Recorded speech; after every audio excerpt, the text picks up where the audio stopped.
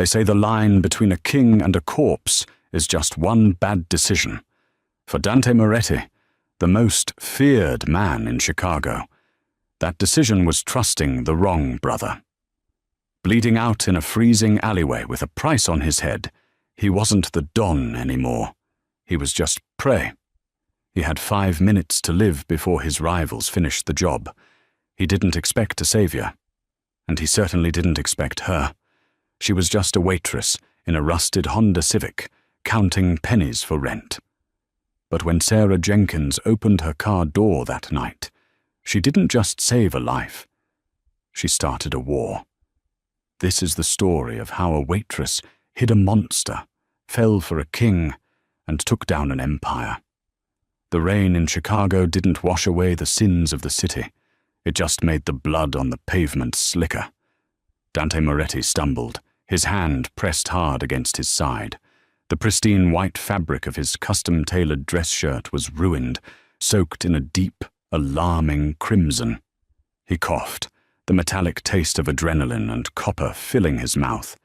He checked his watch, a platinum Rolex Daytona. It was 2:14 a.m. 10 minutes ago, he had been sitting in the VIP booth of the Velvet Room on Rush Street, finalizing a territory agreement with the Vanchetti family. It was supposed to be a peace treaty. Instead, it was an execution. He remembered the sound of the first glass shattering, then the popping of silenced pistols.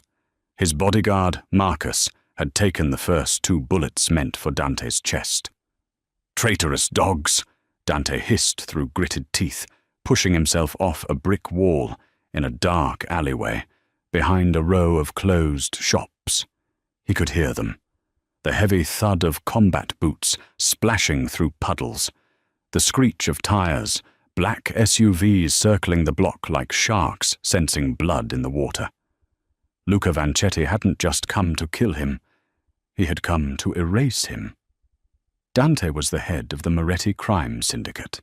He controlled the docks, the unions, and half the politicians in Illinois. But right now, he was a man with a bullet lodged near his floating rib and a jammed Beretta in his pocket. He needed to get off the street. He couldn't go to his penthouse. They would be waiting. He couldn't go to the hospital. Luca had people at St. Luke's. He staggered toward the faint yellow glow of a street lamp at the end of the alley. His vision blurred. The pain was a hot iron rod skewering his torso. He needed a car. He needed a ghost.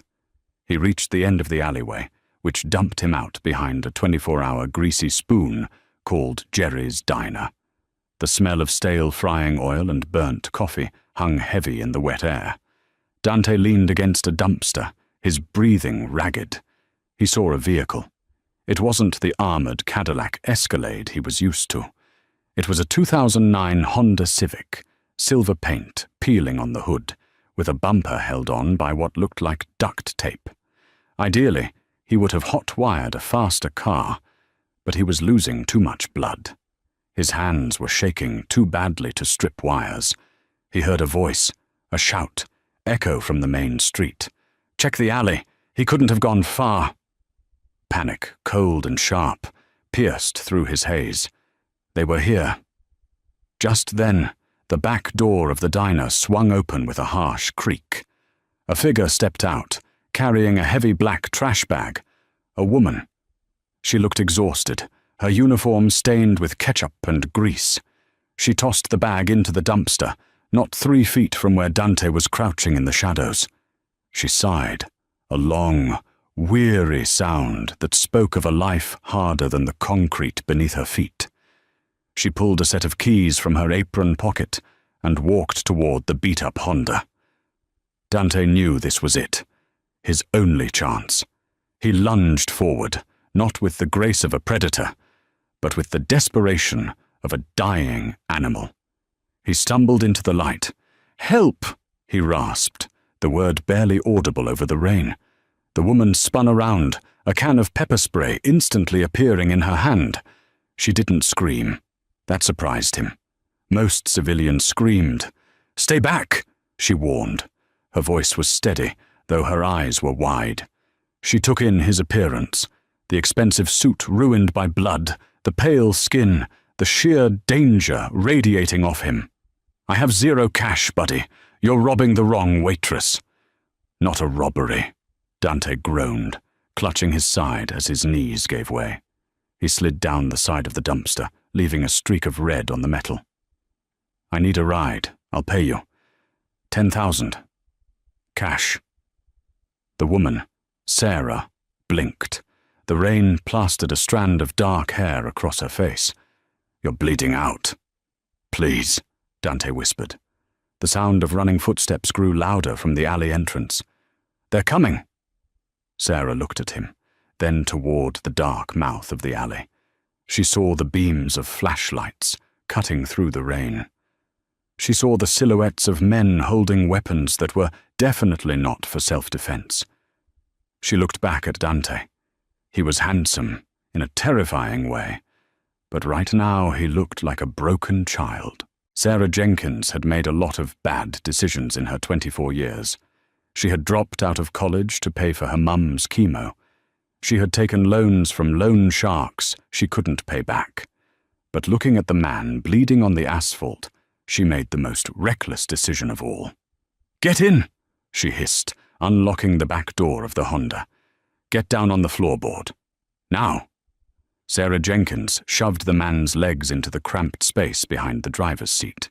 He was heavy, dead weight, and he smelled like expensive cologne mixed with the copper scent of a slaughterhouse.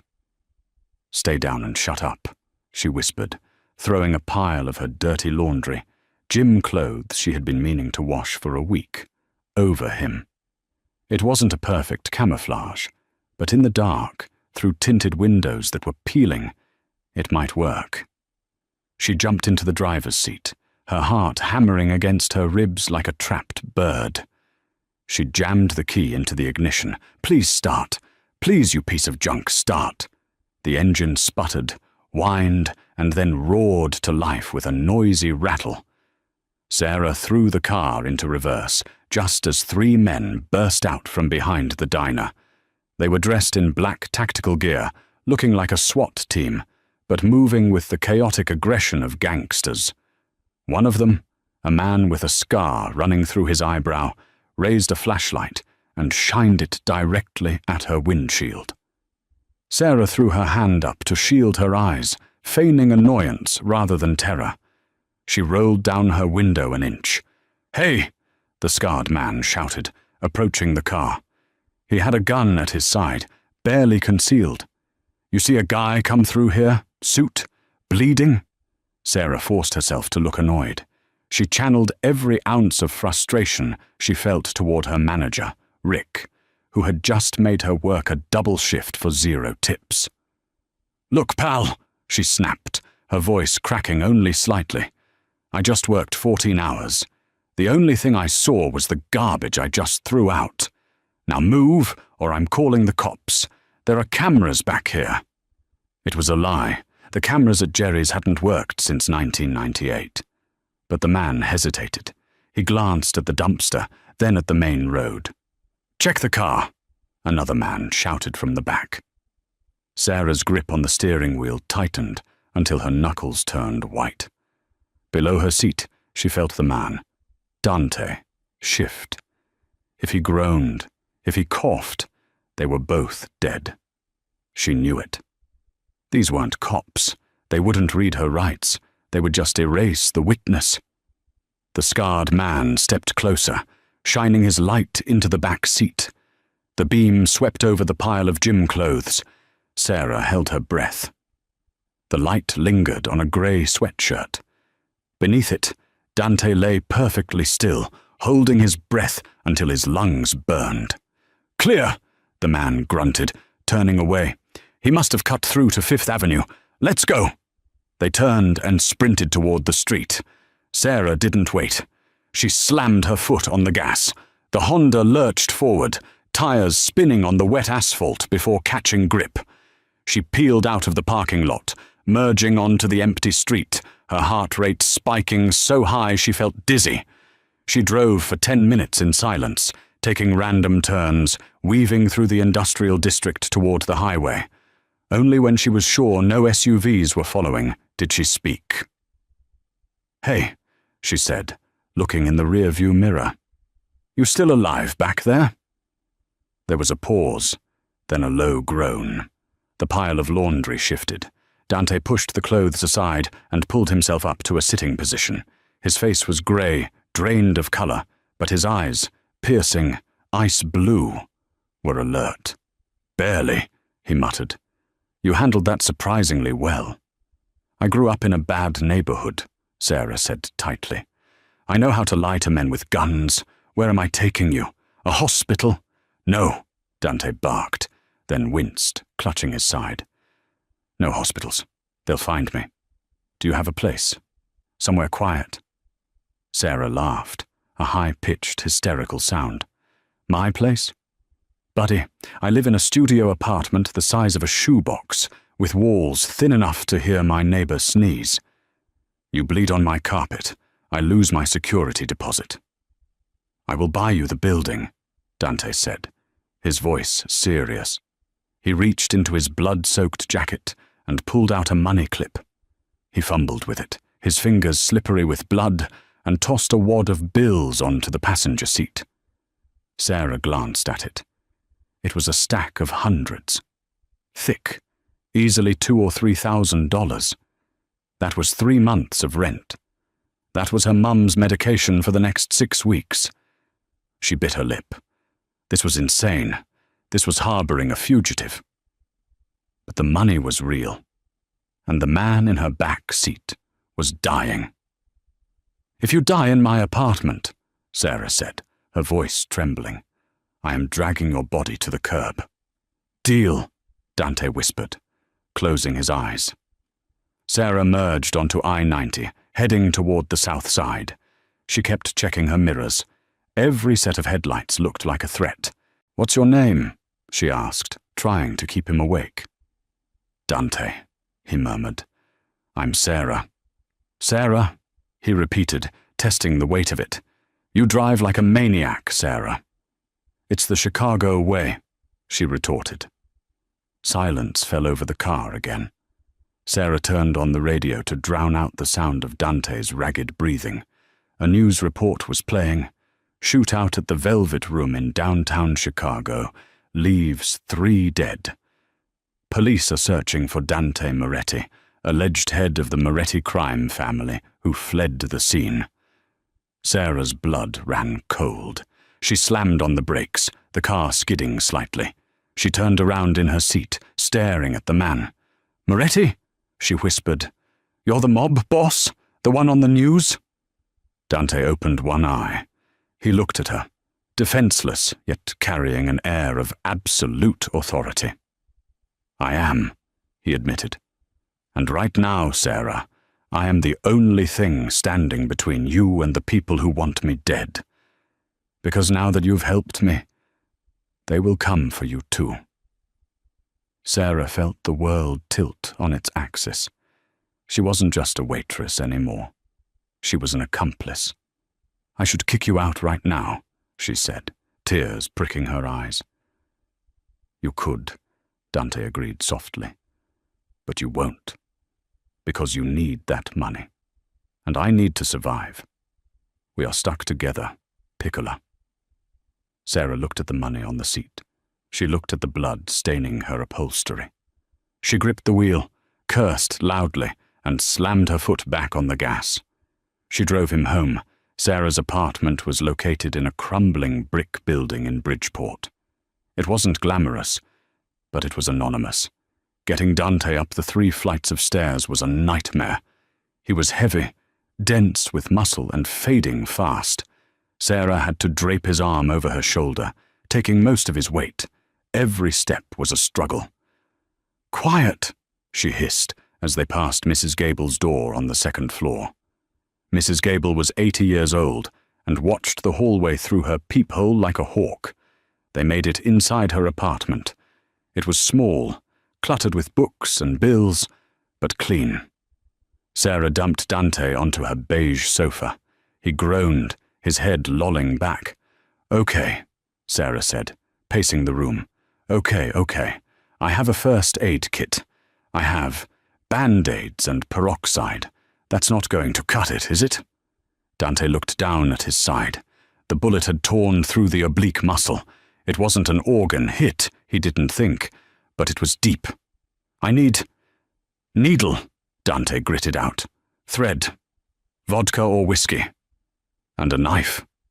Sarah stared at him. You want me to perform surgery? I'm a waitress, Dante. I serve burgers. You have small hands, Dante said, his eyes losing focus. Steady hands. You can do it. Or I die here.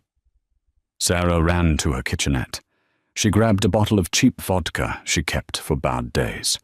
She found a sewing kit she used to mend her uniform. She grabbed a steak knife. She returned to the sofa. This is going to hurt. I know, Dante said. He took the bottle of vodka, unscrewed the cap with his teeth, and took 3 long swigs. Then he poured the rest over the wound. He didn't scream, but a guttural growl ripped from his throat. His body arched off the sofa, muscles seizing. Do it, he gasped. For the next hour, Sarah Jenkins worked in a fugue state of horror and focus. She dug the bullet out with the sterilized knife tip. It hadn't gone as deep as she feared. She poured more vodka. She threaded the needle. Her hands, usually shaking from caffeine and stress, were rock steady. She stitched the wound closed, counting the stitches. 1, 2, 10. When she finished, she was covered in sweat and his blood. She taped a gauze pad over the stitches. Dante had passed out from the pain halfway through. Now he lay still on her couch, his chest rising and falling in a rhythmic slumber. Sarah sank to the floor, leaning her back against the armchair. She stared at the man who had turned her life upside down in less than 2 hours. He was terrifyingly beautiful, even in this state. The sharp jawline, the dark stubble, the expensive watch that cost more than her entire life's earnings. She reached for the stack of cash he had thrown on the passenger seat. She counted it. $5,000. It was enough to pay off the loan shark, Vinny, who had been threatening to break her legs if she didn't pay by Friday. It was a miracle, a bloody, dangerous miracle. She stripped off her ruined uniform and threw it in the trash. She showered, scrubbing her skin until it was raw, trying to wash away the feeling of the night. When she came out, wrapped in a robe, Dante was awake. He was watching her. His eyes were clearer now. You saved me, he said, his voice raspy but strong. Don't get used to it, Sarah replied, grabbing a glass of water and handing it to him. As soon as you can walk, you're leaving. Dante took the water, his fingers brushing hers. A spark, electric and undeniable, shot through Sarah's arm. She pulled back quickly. Sarah, Dante said, the men who did this? The Vanchetti brothers? They will check the traffic cameras. They will track your car. We aren't safe here for long. My car? Sarah's eyes widened. My license plate? Exactly. We need to ditch the car. Tonight. That car is my livelihood, Sarah cried. I can't just ditch it. I will buy you 10 cars, Dante said dismissively. But right now, we need to move. Do you have a garage? Somewhere underground? No, Sarah said, panic rising again. It's parked on the street. Dante struggled to sit up. Go check the window. Don't open the curtains. Just peek. Sarah walked to the window. She pulled the blinds back a fraction of an inch. Down on the street, the rain was still pouring, but under the streetlight, 2 blocks away, she saw it. A black SUV. It was creeping slowly down the street, its headlights off. Oh God, Sarah whispered. There's a black truck. Creeping. They found the car, Dante said grimly. He forced himself to stand, swaying dangerously. We have to leave, now. Through the back. Where do we go? Sarah asked. grabbing her purse and a coat. Dante looked at her, a dark intensity in his eyes. To the only place they won't look, the lion's den. The fire escape on the back of Sarah's building was a rusted skeleton of iron that shuddered with every step. The rain had turned the metal rungs into slick traps, threatening to send them plummeting 3 stories down into the trash-strewn alley below. Dante moved slower than Sarah would have liked. Every step cost him. She could hear his breath hitching, a wet, ragged sound that terrified her more than the men out front. He was holding his side, the fresh stitches pulling tight against his skin. "Keep moving," Dante whispered, his voice barely audible over the relentless drumming of the rain. "Don't look down, just move." Sarah scrambled down the last ladder, dropping the final 4 feet onto the wet concrete. She turned and helped steady Dante as he landed heavily. He groaned, his knees buckling, but he forced himself upright. "Through the fence," Sarah directed, pointing to a hole in the chain link that the neighborhood kids used as a shortcut. "It leads to the rail yard." They squeezed through the gap, the jagged metal snagging Dante's ruined suit jacket. Behind them, from the front of the building, came the sound of glass shattering. A heavy thump followed. They were kicking down her door. "They're inside," Sarah choked out, tears mixing with the rain on her face. "They're destroying everything." "They are looking for bodies," Dante corrected grimly. "When they don't find us, they will burn it. We need to be gone before the fire trucks arrive."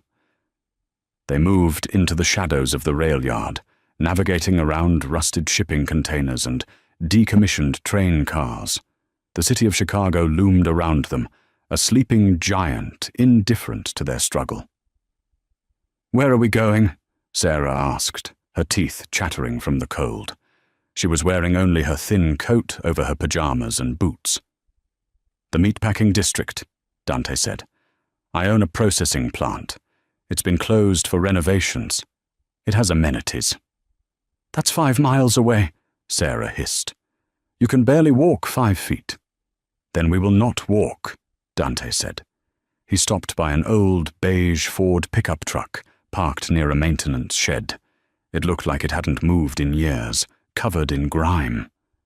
Dante leaned against the truck, his face pale as moonlight. "Check the wheel well. Driver's side. Rear."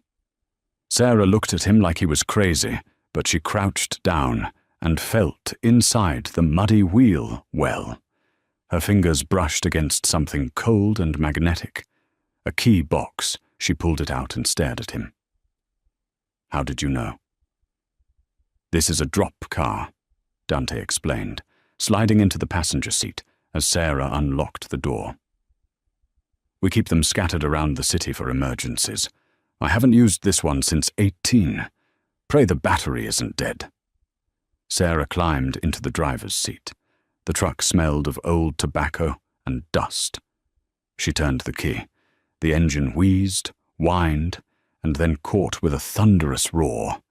"Go!" Dante commanded. "No headlights until we hit the main road." Sarah navigated the truck out of the yard, her heart pounding in her throat. As they pulled onto the street, she looked back toward her apartment building. A plume of black smoke was already curling out of her 3rd-story window, rising into the rainy night sky.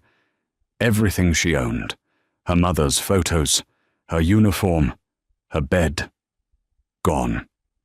"I'm sorry," Dante said softly, watching the smoke too. "I will replace it all. Tenfold." "Just keep me alive," Sarah said, gripping the wheel. "That's all I want." The drive to the meatpacking district was a blur of tension. Every police siren made them flinch. Every car that stayed behind them for too long felt like an assassin. But the old truck blended in perfectly with the industrial traffic of the city at night. They arrived at a hulking brick building on the edge of the river. The sign above the door read, "Moretti Meats and Cold Storage." The windows were boarded up. It looked abandoned. Dante directed her to a loading dock around the back. He punched a code into a keypad hidden behind a loose brick. The massive steel shutter door groaned and began to lift slowly. Sarah drove the truck inside. The space was pitch black. "Wait," Dante said. The shutter door closed behind them, plunging them into total darkness. Then, overhead, lights flickered on, one by one, revealing a space that was definitely not just a meat processing plant. The center of the warehouse was cleared out.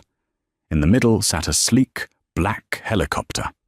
Along the walls were racks of servers blinking with green lights, rows of tactical weapons, and monitors displaying camera feeds from all over the city. "Welcome to the Lion's Den," Dante said, unbuckling his seatbelt. "Home sweet home." Sarah stared, her mouth agape. "Who are you? Really?" "I told you," Dante said, opening the door and stepping out, his movement slightly smoother now that the adrenaline was fading into a dull ache.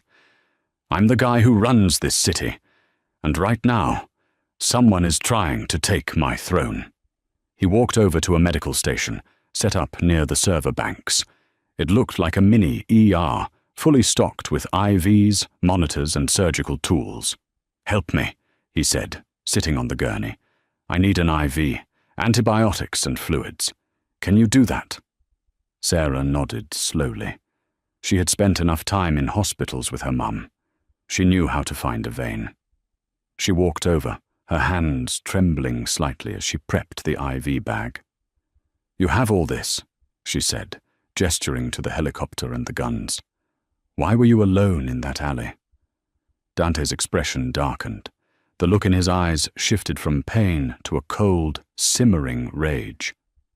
"Because," he said, his voice dropping an octave, "the only people who knew where I was tonight were my brother, Matteo, and my head of security.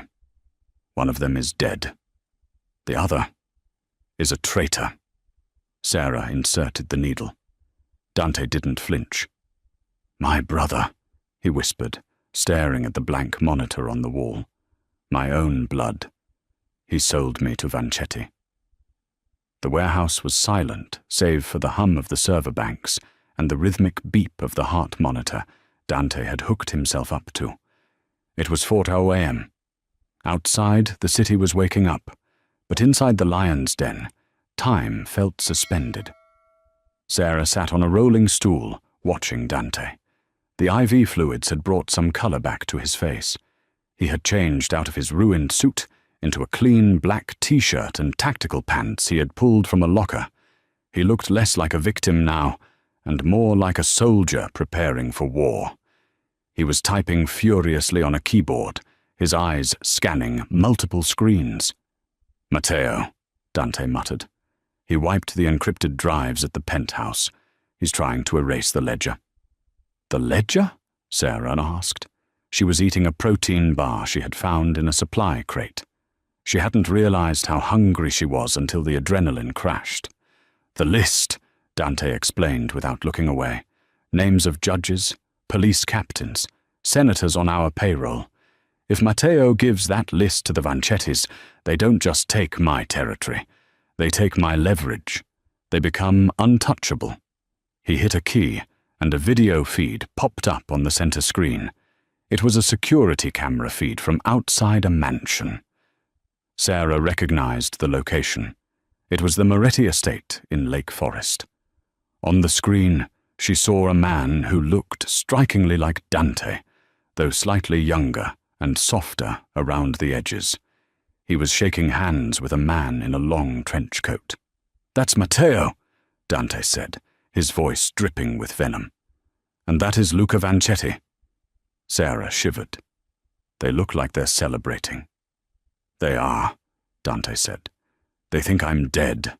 They think my body is rotting in a dumpster behind Jerry's diner." He turned to look at Sarah. For the first time all night, his gaze wasn't calculating or defensive. It was curious. "Why did you do it?" he asked. Sarah blinked. "Do what?" "Let me in your car. Stitch me up. Drive me here. You could have run away 10 times tonight. You could have called the cops." Sarah looked down at her hands. They were still stained with dried blood under the fingernails. "My mum," she said softly. "She has stage 4 lymphoma. The treatment isn't covered by insurance. It's $6,000 a month just to keep her comfortable." She looked up at him, her eyes fierce. "I owed a loan shark named Vinny the Shark 12 grand.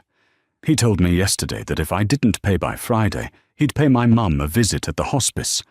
When you threw that money on the seat, I didn't see a mob boss.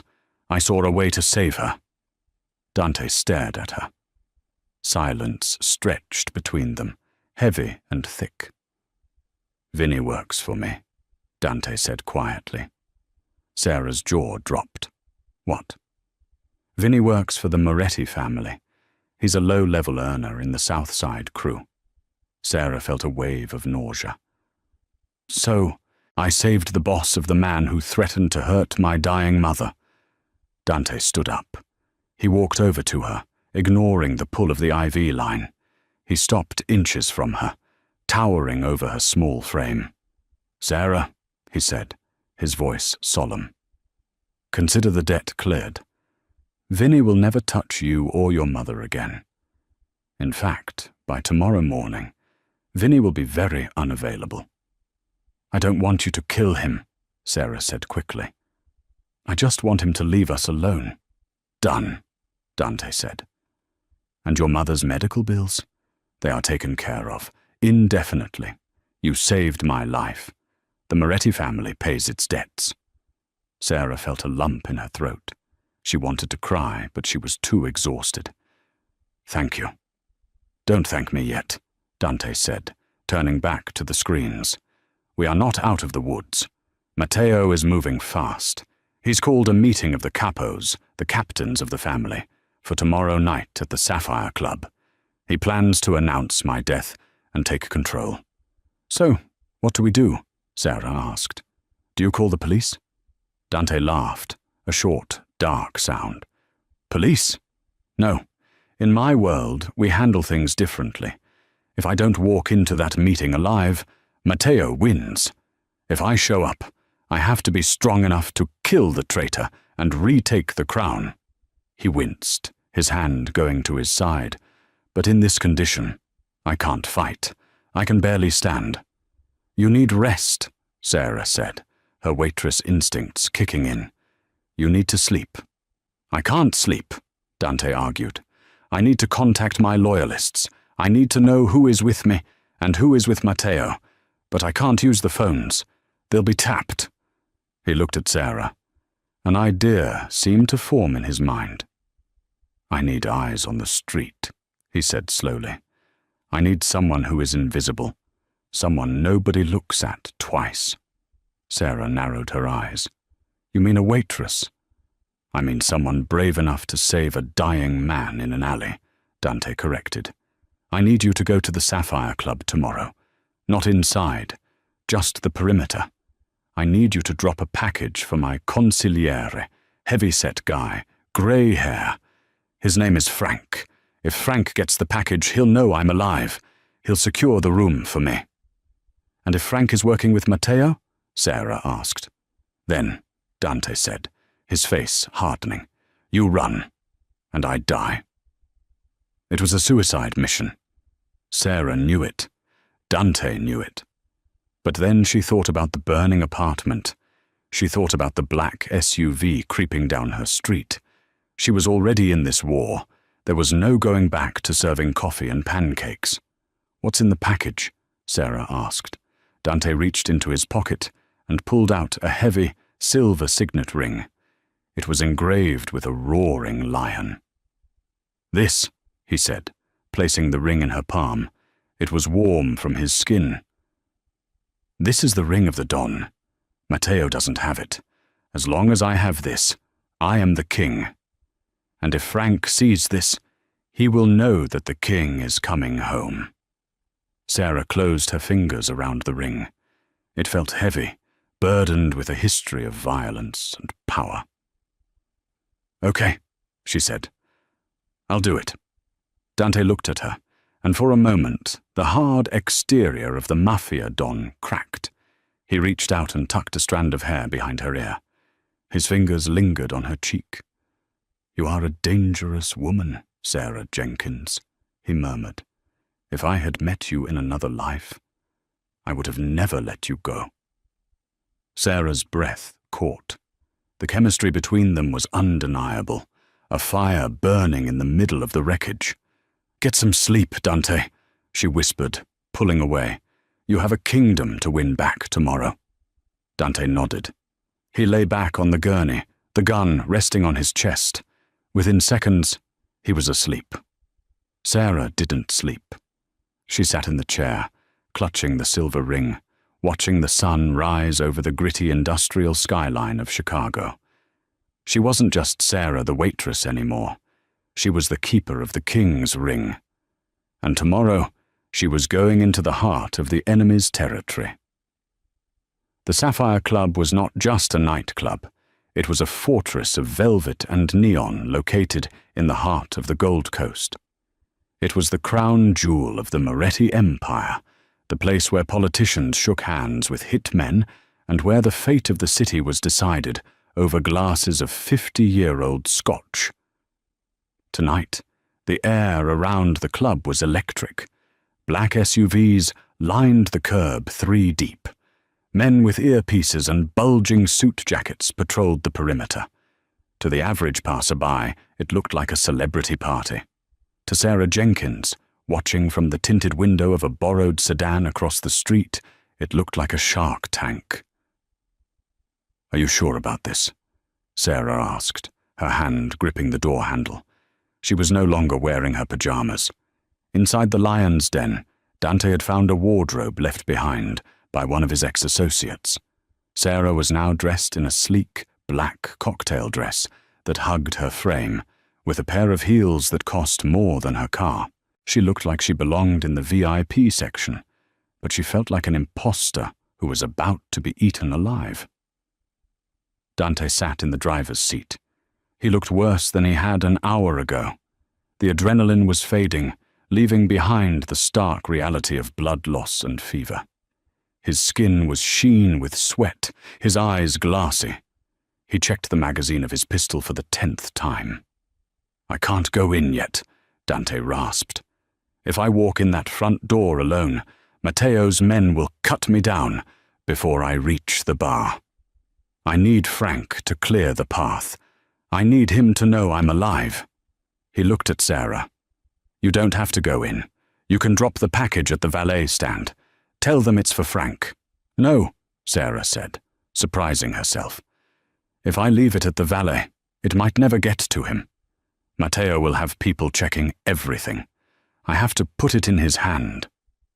She wasn't doing this for the money anymore. She was doing it because she had seen the man behind the monster. She had seen Dante stitch up his own side to survive. She had seen the rage and the sorrow when he spoke of his brother. She was invested. "Frankie, the Walrus Russo," Dante recited. "He'll be at the main booth, back left. He's heavy, bald, always smoking a cigar even though it's illegal indoors. He's the only man in that room who loved my father like a brother. He's the only one I trust." "Got it," Sarah said. She opened her clutch purse. Inside, wrapped in a cocktail napkin, was the silver signet ring. "Back left booth, bald guy, cigar." She took a deep breath, opened the car door, and stepped out into the cool night air. The walk to the entrance felt like walking the plank. The bouncers were massive, their eyes scanning the crowd for threats. Sarah channeled every ounce of attitude she had learned from dealing with rude customers at the diner. She lifted her chin, fixed a bored expression on her face, and walked straight toward the velvet rope. "Guest list?" the bouncer grunted, stepping in her path. "I'm with Mr. Vanzetti's party," Sarah lied smoothly. "I'm the entertainment he requested for the evening." The bouncer looked her up and down. The dress did its job. He smirked, unhooked the rope, and stepped aside. "Go on in, sweetheart. Don't keep Luca waiting." Sarah stepped inside. The bass of the music hit her chest like a physical blow. The club was dark, lit only by strobes and the blue glow of the bar. It was packed with people dancing, drinking and laughing, oblivious to the war that was about to start in their midst. She navigated through the crowd, her eyes scanning the room. Her heart hammered against her ribs. Don't look nervous. Don't look lost. She saw the VIP section. It was raised on a platform, separated by a glass half-wall. And there they were. Matteo Moretti sat in the center of the booth, looking like a king on a stolen throne. He was laughing, clinking a champagne glass with a man in a white trench coat, Luca Vancetti. The sight made Sarah's stomach turn. They were celebrating Dante's death. And there, sitting at the edge of the booth, looking miserable, was Frank. He was exactly as Dante described, a massive wall of a man with a grey moustache and a sad, bulldog face. He wasn't drinking. He was staring at his hands, an unlit cigar clamped between his teeth. Sarah took a deep breath. She grabbed a tray of drinks from a passing server who was too busy flirting with a patron to notice. "I'll take this to the VIP," she whispered to the startled busboy, moving before he could protest. She walked up the stairs to the VIP section. A guard moved to stop her, but she held the tray high. "Drinks for Mr. Moretti," she announced loudly. Matteo turned, his eyes glazed with alcohol. "Let her through," he waved dismissively. "I'm thirsty." Sarah walked to the table. Her hands were trembling so badly the glasses rattled, but the music masked the sound. She set the drinks down in front of Matteo and Luca. "Compliments of the house," she murmured. She moved to the end of the table, toward Frank. He didn't even look up. "Sir," she said softly. "Napkin?" She held out the cocktail napkin. Frank grunted, reaching for it without looking. His thick fingers brushed hers. "Take it," Sarah hissed, her voice barely a breath. "For Dante." Frank froze. His head snapped up. His eyes, dark and intelligent, locked onto hers. He felt the hard metal of the ring inside the napkin. He didn't gasp. He didn't shout. He was a professional. He simply closed his massive fist around the napkin, crushing it. He looked at Sarah, then subtly opened his hand just enough to see the silver lion. A spark of life returned to the old man's eyes. He looked at Sarah and gave a microscopic nod. Then he stood up. "Where you going, Frank?" Matteo called out, slurping his champagne. "We're about to make the toast." "Bathroom," Frank grumbled, his voice gravelly. "Old man bladder. Start without me."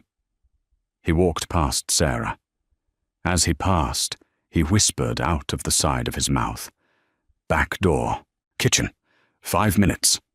Sarah turned to leave, her heart soaring. She had done it. "Hey! You!" A hand grabbed her wrist. Sarah froze. She turned to see Luca Vancetti staring at her. His grip was like a vice. His eyes were cold, reptilian. "I haven't seen you here before," Luca said, pulling her closer. "You're a pretty thing. Why are you serving drinks? You should be sitting with us." "I have to get back to the bar," Sarah stammered, trying to pull away. "Nonsense," Luca smiled, showing too many teeth. "Sit, have a drink. Tell me your name." Panic exploded in Sarah's chest. She looked toward the exit. It seemed miles away. Matteo was watching now, his interest piqued. "Let her go, Luca." Matteo laughed. "She's just the help." "She looks familiar." Luca narrowed his eyes. "I saw a girl like her last night, in an alley, behind a diner." Sarah's blood ran cold. He remembered. The flashlight. The windshield. "That wasn't me," Sarah said, her voice shaking. "No?" Luca stood up, still holding her wrist. "Let's take a walk outside. I want to see your car." Sarah was trapped. She looked around for help, but the music pounded on, indifferent. Luca began to drag her toward the side exit. Suddenly, the music cut out. The sudden silence was deafening. The strobe light stopped, replaced by the harsh glare of the house lights, turning on full blast. The crowd groaned in confusion. At the top of the grand staircase, overlooking the entire club, the double doors kicked open with a thunderous bang. Every head in the room turned. Standing there, framed by the light from the hallway, was Dante Moretti. He was pale, sweating, and leaning heavily against the doorframe. But in his hand was a golden Desert Eagle pistol, and in his eyes was pure, unadulterated hellfire. "Get your hands off her, Luca!" Dante's voice boomed through the silent club. The sight of a dead man walking tends to freeze a room. For 10 seconds, nobody moved. A glass slipped from a woman's hand and shattered on the floor, the sound echoing like a gunshot. Matteo Moretti stood up slowly, his face draining of color until he looked like a ghost. "Dante," he whispered, "that's impossible. You're dead." "Disappointed?" Dante sneered. He took a step forward, fighting the pain that threatened to buckle his knees. "You missed a spot, brother. Next time you want to kill the king, make sure you don't send a clown to do it." Luca Vancetti dropped Sarah's wrist as if it were burning hot. He reached for the gun under his coat. "Don't!" a voice roared from the VIP booth. Frankie the Walrus Russo had returned from the bathroom. In his hands, he held 2 submachine guns he had pulled from the hidden cache behind the bar. He leveled them at Luca and Matteo. "Nobody moves," Frank shouted. "Anyone touches the Don, I turn this booth into a slaughterhouse." The security guards, Moretti men, looked between Matteo and Dante. They were confused.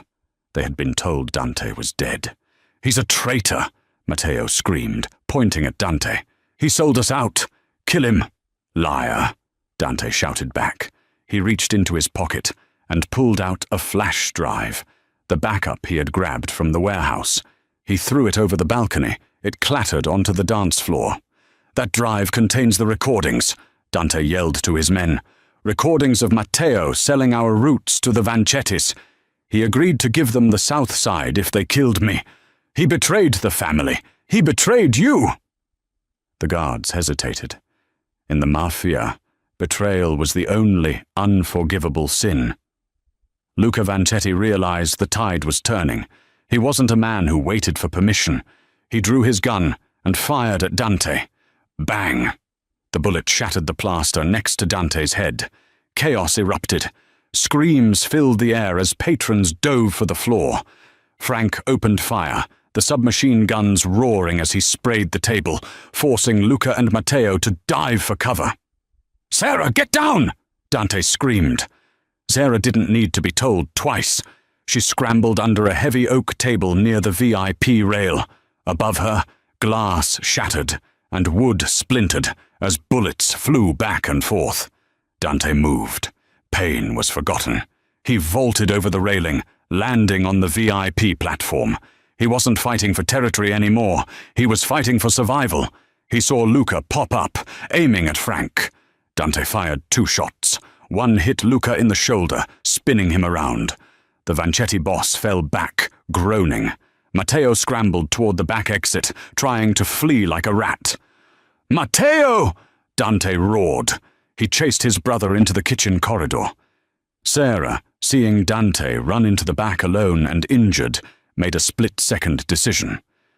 She crawled out from under the table. "Frank!" she yelled at the older man who was reloading. "Watch the room!" Then she ran after Dante. She burst into the kitchen just in time to see the brothers. Matteo had cornered Dante near the industrial freezers. Dante had collapsed, his wound finally giving out. His gun had skittered across the floor, out of reach. Matteo stood over him, a snub-nosed revolver in his hand. He was crying and laughing at the same time. "I always hated you," Matteo spat. "You were always the favorite, the perfect son, the king. Well, look at you now, bleeding on the floor like a dog." Dante looked up, his vision blurring. Do it, Matteo. But know that you'll never be the Don. You're weak. Goodbye, brother. Matteo pulled back the hammer. Clang. A heavy cast-iron skillet slammed into the side of Matteo's head with a sickening crunch. Matteo's eyes rolled back in his head. He crumpled to the floor, unconscious before he hit the tiles. Standing behind him, breathing hard, was Sarah Jenkins. She held the frying pan with both hands like a baseball bat. Dante stared at her. He started to laugh, a wheezing, painful sound. Did you just knock out a mafia capo with a frying pan? Sarah dropped the pan, her hands shaking. I'm a waitress, Dante. I know my way around a kitchen. She rushed to his side, falling to her knees. Are you okay? You're bleeding through the stitches. I'm fine, Dante groaned, leaning his head back against the freezer door. I'm great. Better than great. The kitchen doors burst open. Frank rushed in, followed by a dozen loyal Moretti soldiers. They saw Matteo unconscious on the floor and Dante sitting up, supported by Sarah. Frank looked at the frying pan, then at Sarah. A massive grin split his face. Boss, Frank said, nodding at Dante. The room is secured. Luca is in custody. The boys are waiting for your orders. Dante took Sarah's hand. He squeezed it tight. He used her leverage to pull himself to his feet. He swayed, but he stood tall. Take my brother to the basement, Dante ordered, his voice cold again. And get the car. The lady needs a ride home. 1 year later, the bell above the door of the Golden Spoon diner chimed, but Sarah wasn't behind the counter. In fact, she wasn't anywhere near a diner. She was sitting on the terrace of a villa in Lake Como, Italy. The sun was setting over the water, painting the sky in hues of purple and gold. She took a sip of her wine, enjoying the silence. It had been a long year. The war in Chicago had ended swiftly after that night at the Sapphire Club. With Matteo out of the picture and the Vanchettis crushed, Dante had consolidated power faster than anyone expected. But he had kept his promise. He hadn't just paid her mum's medical bills. He had flown the best specialists in the world to Chicago. Her mum was in remission now, living in a beautiful condo on the North Shore, fully paid for. As for Sarah, well, she had tried to go back to her old life. She really had. But after saving a king, serving coffee just didn't have the same thrill. A shadow fell over her. She looked up to see Dante. He looked different now, healthier, happier. The dark circles were gone. The scar on his side was the only reminder of the night they met. He placed a hand on her shoulder. Dinner is served, Mia Regina. Sarah smiled. She reached up and touched the ring on his finger. The silver lion. You know, she teased, I was thinking about opening a restaurant here. Maybe an American diner. Dante laughed, leaning down to kiss her forehead. You can open whatever you want, Sarah. You own the world now. He sat down beside her, looking out at the water. I never asked you, he said quietly. That night in the alley. Why did you really open the door? Sarah thought about it. She thought about the rain, the fear, and the desperation in his eyes that matched her own. Because, she said, taking his hand, I think I was waiting for something to happen. I was waiting to be hunted, so I could find out that I was actually the hunter. Dante smiled, raising his glass. To the hunter in the Honda Civic. To the king in the cargo pants, she replied. They clinked glasses. The mafia boss and the waitress, a match made in hell, living in heaven. And that is how Sarah Jenkins went from serving pancakes to ruling an empire. It proves that sometimes the biggest twists in life happen in the darkest alleyways. Dante thought he needed a soldier to save him, but he found something much stronger, a woman with nothing left to lose. What do you think? Would you have opened that car door for a stranger, or would you have driven away? Let me know in the comments below. If you enjoyed this story of danger, betrayal, and romance, please smash that like button. It really helps the channel grow.